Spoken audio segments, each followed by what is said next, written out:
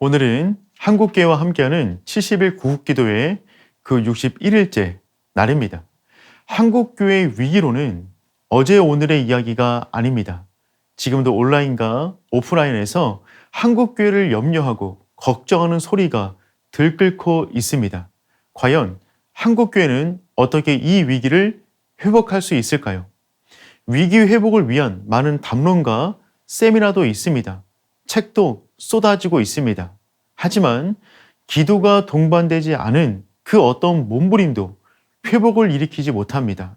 기도가 위기 회복을 위한 최초의 방법이고 최선의 방법이며 최후의 방법이어야 합니다.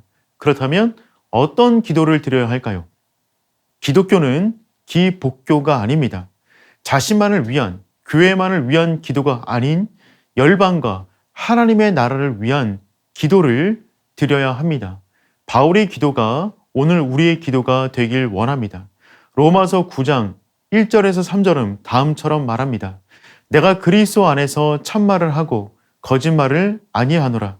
나에게 큰 근심이 있는 것과 마음에 그치지 않은 고통이 있는 것을 내 양심이 성령 안에서 나와 더불어 증언하노니 나의 형제 곧 고륙의 친척을 위하여 내 자신이 저주를 받아 그리스도에게서 끊어질지라도 원하는 바노라. 바울은 민족과 조국을 위해 기도하는데 이것이 성취만 된다면 자신은 그리스도에게서 끊어져도 좋다고 말합니다. 바울의 그 간절한 기도 제목은 가족과 민족의 구원이었습니다. 하나님에 대해서 지성적으로는 알지만 예수 그리스도를 받아들이지 못한 민족과 조국을 위한 큰 근심과 고통이 있었습니다. 코로나19로 인해서 밀레니얼 세대의 50%는 예배를 중단했다고 합니다. 가난한 성도가 급증하고 있습니다. 젊은 크리스천들이 교회를 떠나고 있습니다. 팬데믹 기간에도 전도의 문은 막혔습니다.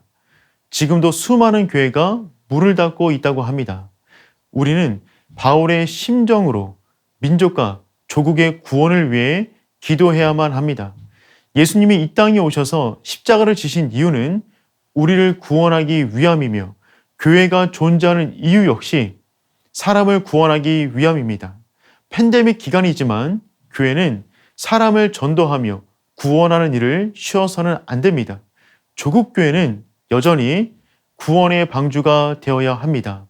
오늘 기도하실 때 한국교회가 다시금 바울이 품었던 조국 구원을 위한 열정을 회복시켜 달라고 기도하는 시간 되기를 원합니다. 교회는 교회의 다음을 회복해야만 합니다. 교회는 어느 시대에든지 간에 구원의 방주가 되어야 합니다.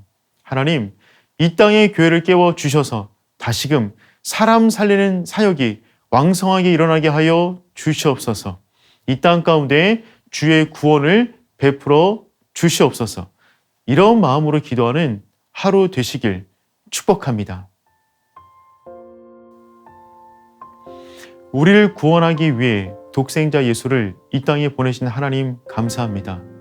그 위대한 구원의 사역을 이어받은 교회가 사람 살리는 전초 기지가 되게 하여 주시옵소서. 교회의 다음을 회복시켜 주시옵소서. 은과 금은 부족해도 예수의 이름으로 사람을 살리는 교회 되게 하여 주시옵소서.